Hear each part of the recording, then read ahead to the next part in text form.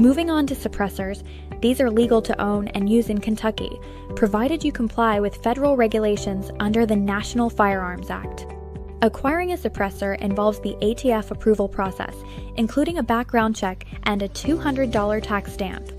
Notably, suppressors are legal for hunting most game and non-game animals in Kentucky, and no state-specific permits or taxes are required.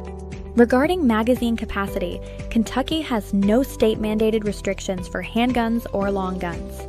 However, for deer hunting, rifle, or handgun magazines cannot hold more than 10 rounds.